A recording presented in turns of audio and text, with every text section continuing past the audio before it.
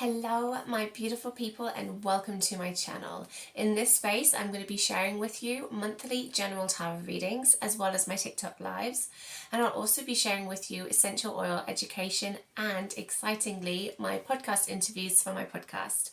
I'm Kitty O'Brien and thank you so much for joining me here. So for the best free online tarot readings and for the most accurate tarot readings, hit that little bell so you get notified every time I upload a new video, and the subscribe button.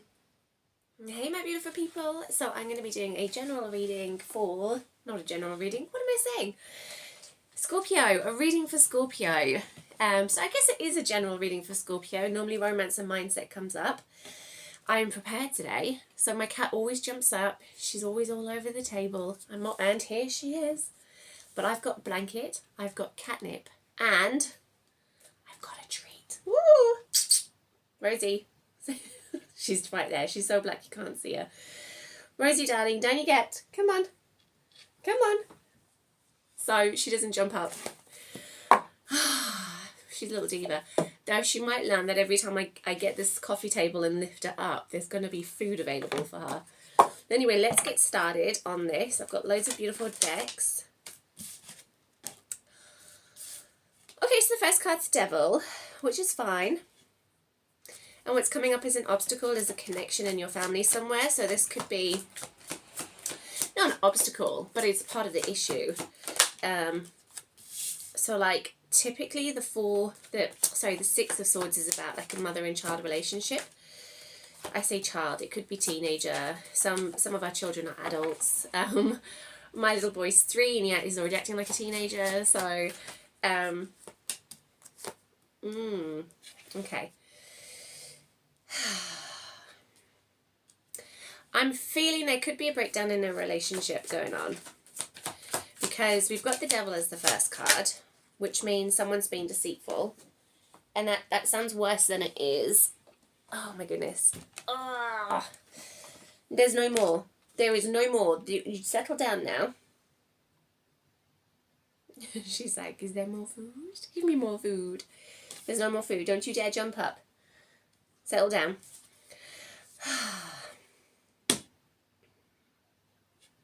We've got some strong personalities going on here. We've got some strong personalities. So what I was saying was we got the Devil as the first card, which means deceit. And it does also mean acting on emotions that we shouldn't be acting on, i.e. having an affair. Or doing things we shouldn't be doing and like not nice things, you know. Oh, I lied. I didn't realise that card had flipped. And what's coming up, I think there's like a dynamic. The dynamic is that there's a family involved. Like it's a relationship where there's a family. And Rosie, my plan did not work. It didn't work. I don't have any more food. I thought you would eat that and then you'd go, oh, I feel all nice and relaxed. I'm just going to sit down, have a little snooze, keep mum company. She said, no.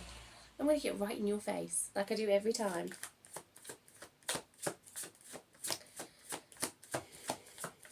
I love you.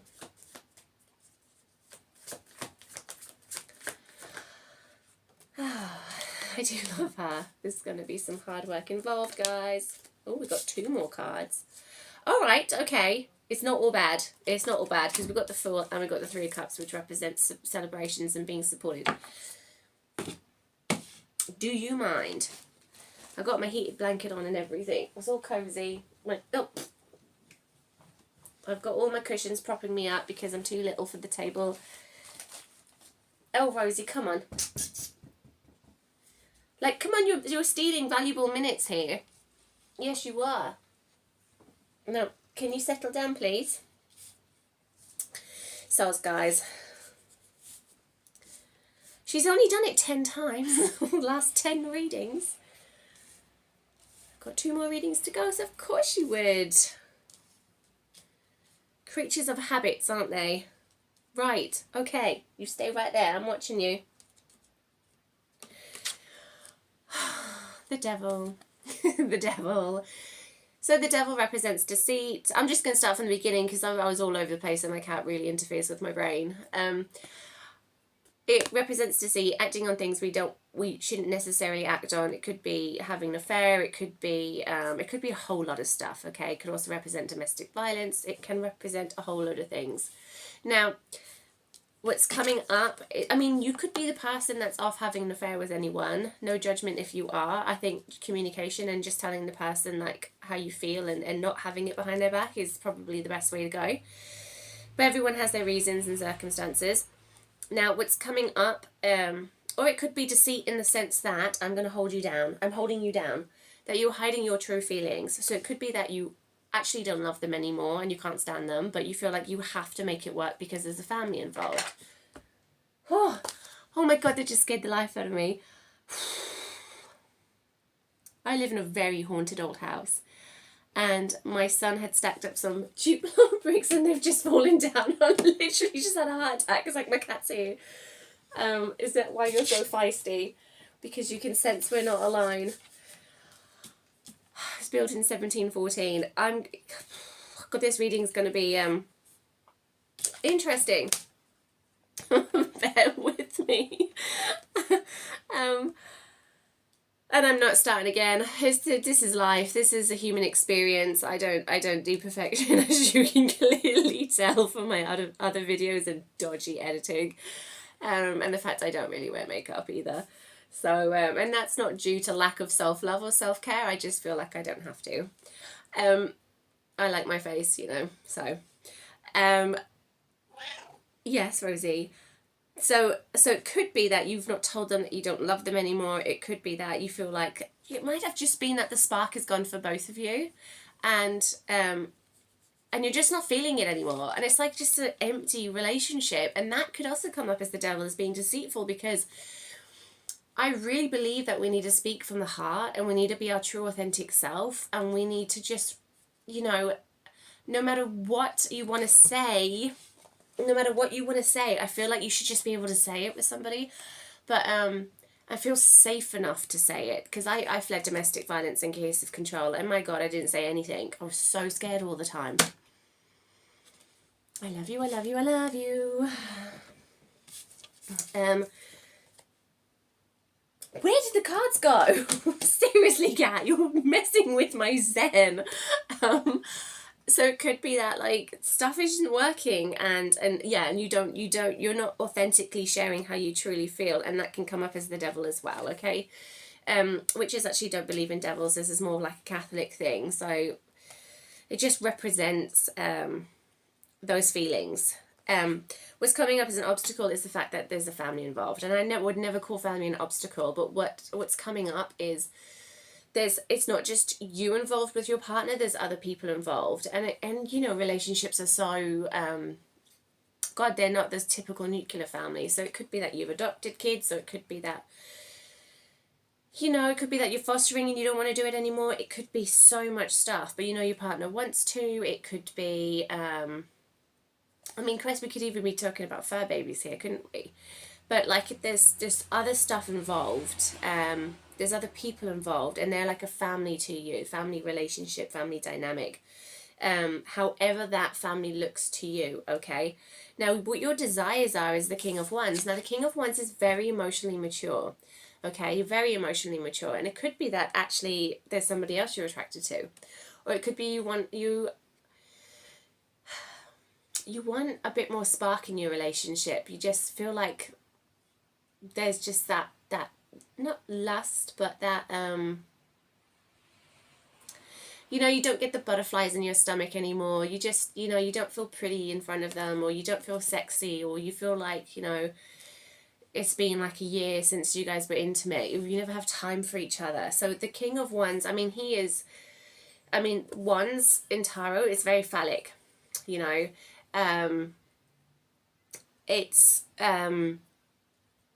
He represents your passions, your desires, you know. You can also, Wands do also represent career, but I do not feel this is career based at all. I really feel like you want someone to come into your life who brings that spark back. And interestingly enough, on the opposite side, on the flip side, we've got the Queen of Swords. And the Queen of Swords is like the anchor to the reading. Now, her sword is pointing upwards towards truth and clarity. So it's really like you want clarity on this situation. It might be that you suspect your partner is off with other people. It might be that you just don't trust them anymore. There could be trust issues. And so the Queen of Wands really represents, Queen of Swords, I do beg my pardon. It's really about looking at things and seeing the truth of the matter and seeing it as it is. She's also very articulated, okay? I kind of describe her a little bit as a Capricorn because she does feel deeply but doesn't show it. So she's probably not the warmest person in the deck. She can come across as being quite cold. So it could be that that's maybe somebody you want to step into, someone who can just see things as they are and see the truth of it and just clear things up straight away. Swords also cut away things that no longer serve us. She has the butterflies on her her crown, which represents transformation. And also she's the element of air, which is about our mindsets, our beliefs, our thoughts, our thought patterns, all of that. I knew she was. I was looking at her head and I could see that little brain thinking about jumping up. Rosie, you have to get down now. Do you know what? I need to invest like a cat bed and just attach it to the table and then you can just be on the bed right next to me. Okay, I love you so much. I do. I love you. I love you. But please let Mummy do this. Please, please, please. That was a little grunt. She's like, how dare you? It's my coffee table. I know she never jumps up during the day. Just the minute I'm sat here, she's like all over it. She's like, you're paying those cards more attention than me. Emperor. Emperor is the past. Now the Emperor is very authoritative. He's the divine masculine. The Emperor is very loving. People feel safe around him. He's quite, he can be quite rigid and quite strict almost because the divine masculine is all about structure and routine. He's a great dad as well. So really loving, caring father. Oh, I'm losing my slipper now. Everything's happening today, isn't it, Rosie? So yeah, really loving, devoting father, great loyal husband or partner. Like he's the divine masculine. He completely supports the feminine. Now the fact that it's in the past is maybe your relationship started off like that, but actually as years have progressed, as things have gone on and happened, that sort of relationship has drifted apart now. So it's interesting that you desire the King of Wands, but these two cards represent you, and one of them is the Queen of Wands. And the Queen of Wands, again, is about passion and desires. She's got quite a Leo energy about her with the two lions. And she's got that little black cat. Hey, Rosie, making an appearance now. And she's got the lions on her throne as well. And I can't actually remember what the sunflower stands for, but the sunflower is also in the sun card, which is the happiest, most positive. That's it. Sunflowers can be represented in, what am I saying? Sunflowers represent the sun because they always tilt their heads towards the sun, okay? And also the little boy is holding sunflowers in the sun card, which is the most positive card in the deck. And we've got the sun and the fool. So, she's quite fiery, she's quite feisty, she's very sexually mature. She's actually, I have to say, she really enjoys having sex and stuff. She's very feminine. She knows what she wants. So it's very much like you desire someone who can match that energy. You desire someone who's going to bring that spark back to you. You desire somebody who's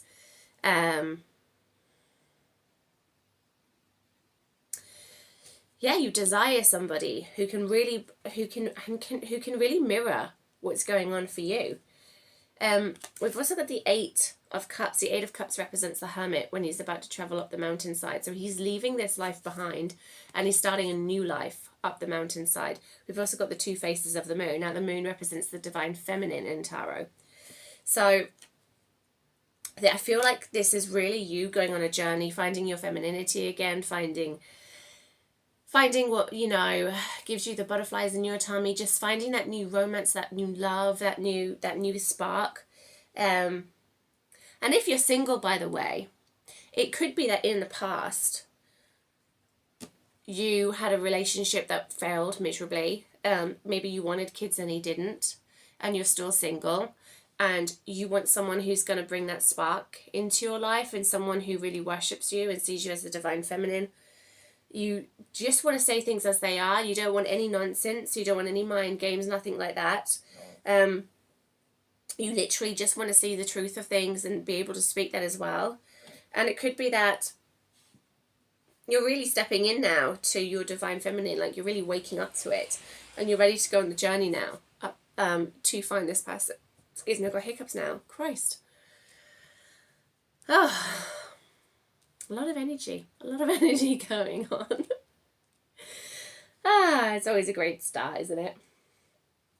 Your hopes and fears is the Chariot. The Chariot is really, it's a little reminder that you are in the driver's seat of your life. And where you want your life to go, it will go if you put the energy there. Like, you need to action things. Like, the universe can hand you so much stuff in a silver plate, but if you don't action the things, you ain't going to get anywhere. Like, you're just going to stay where you are, because no one can do it for you. You have to do it for yourself. Now, we've got the two lines, phoenixes down here, excuse me. We've got the black and the white one. The white and the black one. And they represent balance and duality again. We've got the two, oh my God. Rosie. Meow.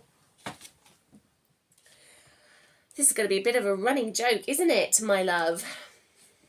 Go on now.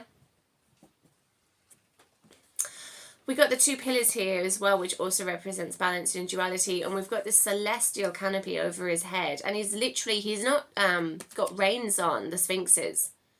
They're just pulling the carriage for him. So it's like really a message of where you can direct your life with your mind and your heart. You don't have to literally get the whip out and start forcing things. Like, things can move so easily, but you have to have the power, as in you have to have the discipline to actually carry out and do it, and the persistence as well to keep manifesting in the stuff you want and